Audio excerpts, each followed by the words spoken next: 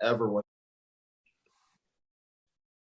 Welcome to the Scoop World Order, man. I've got the guy that offered me my first scholarship ever when he was a young man at Bowling Green State University. I've got the new head coach of the Jacksonville Jaguars. He's got a couple of weeks off before, it gets going. And Coach Meyer, always a pleasure. How are you doing, my man? Good and great to see you. Congrats on your success. Man, I'm trying, man. I got another kid coming, so you might have to.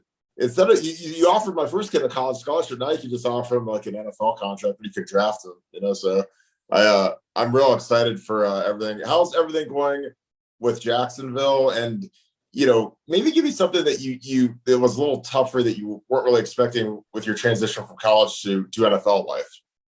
Well, it's not really tougher. I expected it. I did a lot of research before I took the job. Most of the research was involving talking to former players and either former coaches or current NFL coaches. So I've always had great respect for the NFL. I always watched every Sunday as I was doing my prep for the next game. I'd have it on my screen, but I was more focused on our former players than really the ins and outs. So the biggest difference is the access to players.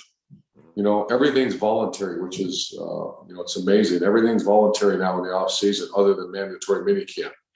And Jacksonville, we have, you're 1 in 15.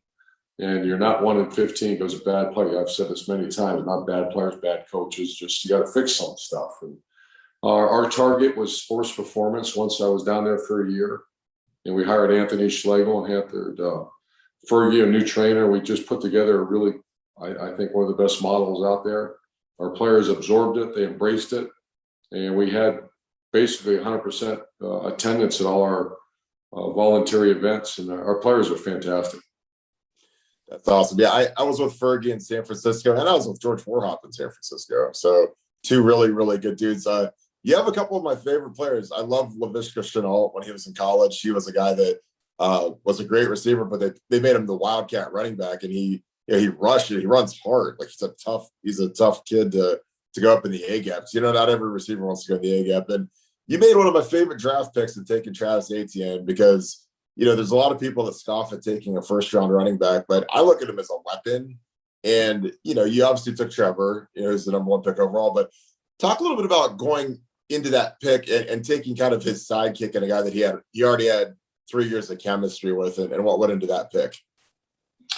Yeah, the Jaguars had an issue with big plays last year. We were one of the worst teams in the NFL with explosive plays. And my history and just reality from analytics is that teams that have better opportunities or more big plays have better chance to win. That's obvious. And so we would I actually had a list in the NFL draft of the big play guys out there. And obviously you got the Alabama receivers, you got the Pitts, the tight end from Florida. When those guys were off the board, you just started saying, okay, who is the next best player to give us a big play threat? And, Etienne was way up there. He was way up there. And then you get to know him as a person, his work ethic. He came from a great program. His familiarity with Trevor Lawrence, just checked all the boxes. So it was, I don't want to say no brainer, but it was, with what we needed, we need big play hits. And he's a big play. Yeah, I love that pick. So we'll shift gears real quick to Ohio State. We have the last kid of the 2021 class yet to commit, JT Tuimoloau. Thoughts on a recruitment like this? It's tough, because he's a 5-star and he's a highly ranked kid. He's number 1 in the country, but he hasn't committed yet, and he's missed the first half of summer conditioning with the Mickey Marotti. Talk a little bit about, everyone's assuming he's going to commit to Ohio State. He's a little bit behind the 8 ball. Talk a little bit about prolonging your commitment and what it could potentially do, as a detriment to him. Yeah, I haven't followed it that close. I know I follow the quarterback recruiting because obviously Corey Dennis and yep. Ryan. I think once the 5-star, it cracks me up when I hear coaches say they don't pay attention. Of course they do. Mm-hmm. You pay attention. As long as anyone's keeping score, you're going to try to get the best you can. Now, you never make decisions based on rankings, but the fact is the sooner you can get from the evaluation or recruiting phase to the development phase, and that's getting ready to go play. I would always talk to our recruits about that. We're in this phase. The sooner we can get you to getting you ready to play phase, the better you'll be. So let's quit screwing around with nice dinners and flying all over the country. We have Real Life Wednesdays here. You have one of the greatest cities in America. You got arguably the best football organization in America from top to bottom. Let's quit screwing around. Let's get this thing going and get you ready to play a game. Because at the end of the day, enough steaks, enough lobster dinners and touring campuses and all that. We got to move forward. So that was always my. I act like I'm recruiting again, but that's kind of how I handled it. Yeah, and there's only two words that sum up moving forward to me. That's Coach Mick. So it's like that's the 6 a.m. It's the toil. I always tell people about, like, you guys don't want to see how the sausage is made sometimes, because the toil, this 5:45 a.m. With the lights off and the mat drills and the 6 a.m.s, like that's where those guys are really made. The summer conditioning, the half gassers, the shuttles, like those are when times when made. So all right, we'll shift gears to quarterbacks. I mean, that's fair. We have maybe the highest rated player in the history of recruiting, which is hard to believe sometimes, but Quinn Ewers is a composite 100% number one overall kid. Tell me a little bit about him. And do you ever, when you're recruiting a kid like that, do you ever sleep easy at night until his name is signed on the dotted line? Well, of course not, especially ones from out of state. Yeah. And he's from Texas. There's a couple really good programs obviously down there, and it's a long way from home, but he loves Ohio State. He really, has a great relationship with Corey Dennis and Ryan Day. But you know the answer to that. Not until that name is signed, and early signing date helps with that a little bit, because that's that 2.5 months of nonsense that you have to wade through. But no, you don't rest easy until that signature is set. Do different geographic regions play into that? Namely, if a kid's from South Florida versus Texas versus Georgia. I'm just asking because you used to always talk about boots on the ground, which is something I used to love. You'd say we got to have a counselor, we got to have a teacher that we trust. Are there certain areas where we're a little bit more worried about getting that signature on the line? Oh yeah, yeah.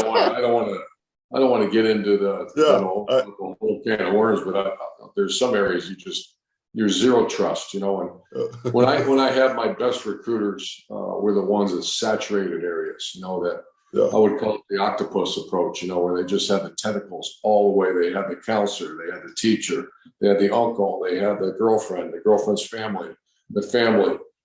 And when you walked into that, I knew we had Nick Bosa because we had that thing surrounded from it. And there's no way that someone would have been able to come in and get Nick Bosa from us, after we had Joey and our relationship with St. Thomas Aquinas and, the family. That one was locked, but other than that, there's certain areas of the country, man, you just, you have a lot of, I call them third uncles all over the place. And those third uncles, you got to keep an eye on. Yeah, it's interesting. Do you, I'm sure you've kind of gone through the league and maybe watched some tape on some opponents you're going to have early in the season.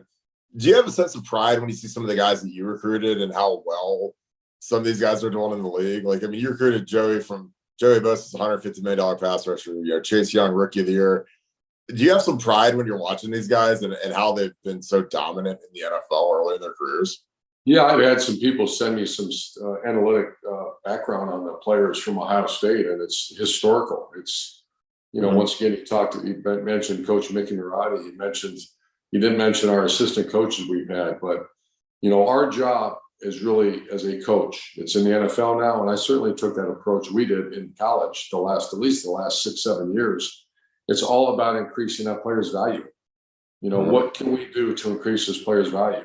And it's the nutrition, it's the whole infrastructure that's in place at Ohio State. That includes the Real Life Wednesdays, fiscal responsibility. You look at all our guys, I'm sure there's a couple outliers, but our guys are responsible citizens, are doing a heck of a job representing their teams. They're usually the highest paid guys on their team. They're the best performers on the team.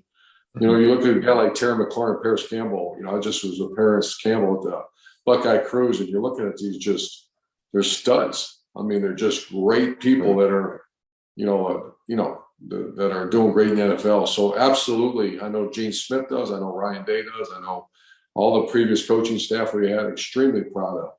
It's historic what's going on at Ohio State and the development for the NFL right now. Yeah, and you've produced a lot of guys that are young captains. Like, I mean, Chase Young was a captain last year as a rookie. You know, Terry McLaurin, like these guys, they've already got the C's on their jerseys and they're 20 years old, 21 years old. So I think that speaks volumes. So I'll wrap this up. I know that you're on babysitting duty right now with your two boys or your two grandsons. How is my man Norwell doing? The most important question of the day. I just talked to him yesterday. He's getting married again. Now, same woman. Oh, but the COVID restricted their wedding last year, so he's getting married. He's doing great. I love Norwell. He's the same. We're really. I put one guy in charge of helping him with his flexibility. He's always been a little bit of a stiff player, but he's such a competitive, tough guy. We want him to play the game as long as he can. I think he's getting into the 8-9 year range of, and for an offensive lineman, that's tough. That's a lot of wear and tear. But he's doing great. We love Norwell. Glad he's with us.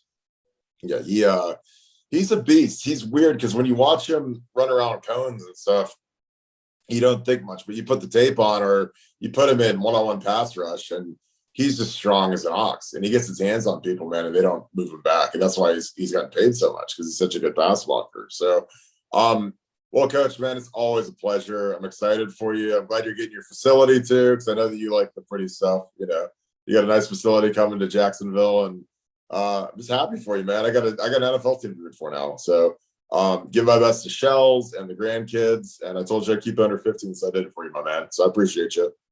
You bet. Proud of you, brother. All right. Thank you, brother. I'll see you, my man.